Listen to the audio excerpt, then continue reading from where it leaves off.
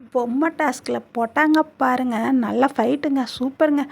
Jacqueline பொம்மை எடுத்து தலையை பிச்சு உடம்ப பாதியை பிச்சு, அடடட என்ன அந்த ராயன் ஒருத்தர் போத மாட்டேருக்குதே, எல்லாத்தையும் என்னன்னு கேட்குறாரு. அந்த அளவுக்கு பலம் இல்லைங்க, மனசில் உறுதின்னு நினைக்கிறேன்.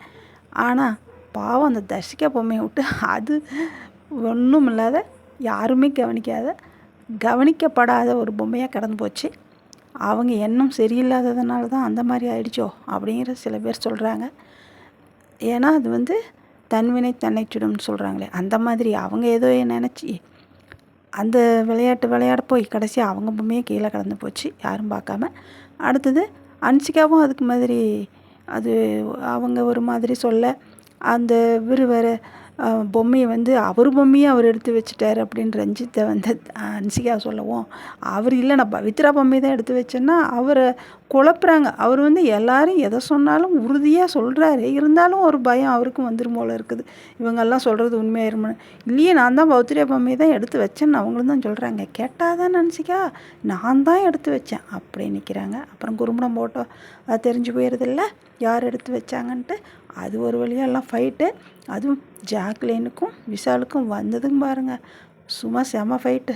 இப்போ தாங்க பிக் பாஸ் வீட்டில் ஒரு குழப்பம் சண்டை எல்லாம் ஆரம்பித்து ஜனங்க பார்க்குற அளவுக்கு இருக்குது.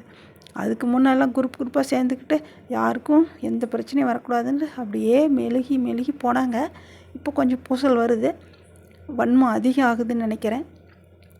அடுத்தது இப்போ வந்து இந்த 2 சீட்டு எல்லாத்துக்கும் கொடுத்துட்டு அவங்கவுங்க பிடிச்சவங்கள பார்த்து ஒவ்வொன்றும் சொல்கிறாங்க பாருங்கள், அதுலேயும் வருது பாருங்கள் மனசுக்குள்ளே வன்மம்.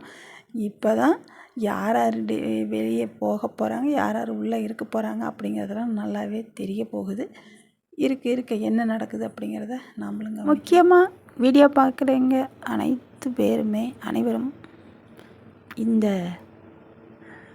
சப்ஸ்கிரைப் லைக் அப்படிங்கிறத கொஞ்சம் கூடுதலாக பண்ணிவிடுங்க. அது ஒரு வேண்டுகோள் தான், இருந்தாலும் உங்களை கேட்கணுமில்ல, நானே கேட்குறேன்.